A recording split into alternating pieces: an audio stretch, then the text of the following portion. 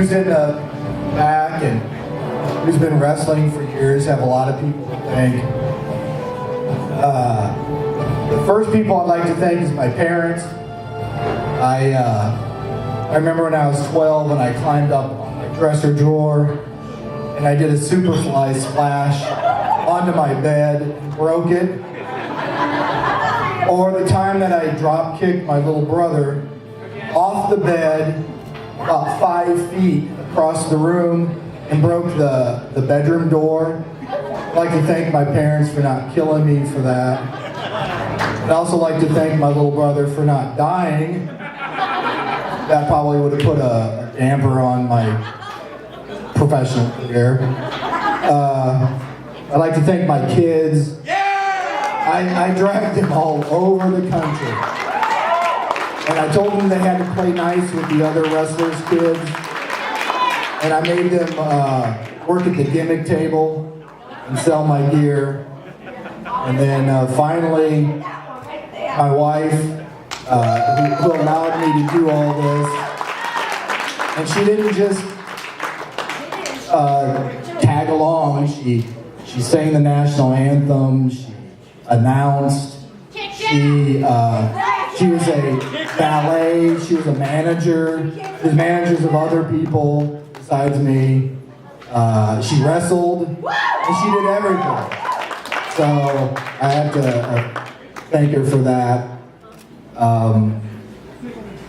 And then, I'd like to, this moment is big for me because of the people that I'm going in with.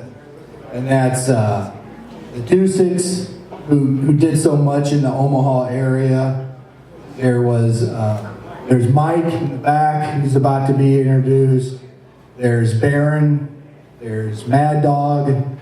And then there's my good friend, my brother there, Maury. But it means something special to me. I was a professional wrestler for 26 years, and when I started, it was a near impossibility to get into this business if you didn't know somebody. And the one thing I remember is you always had to do business the right way. You got to listen to your boss, right? But then everything else you called in the ring, and you didn't use a telephone. And then if you botched something, there was always a veteran there to give you a very stiff reminder never to do that again.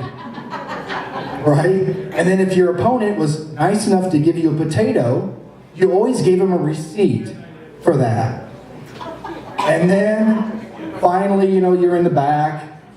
You're out with the boys, swilling a couple barley pops at the old saloon. And there's always some local yokel that wants to, give you a moment of his time and start something. You had to be sure that you finished it, otherwise you were never working in that territory again. And all the years that I spent in professional wrestling, the thing that I'm probably the most proud of is it's not the where I wrestled or who I wrestled or the titles that I had. It was the guys that I left in charge of the business when I was leaving.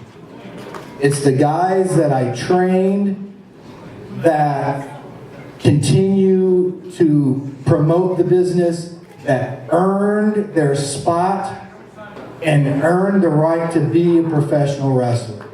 And I can guarantee you, when they went through training with me, I guarantee you they will tell you they earned every bit of it.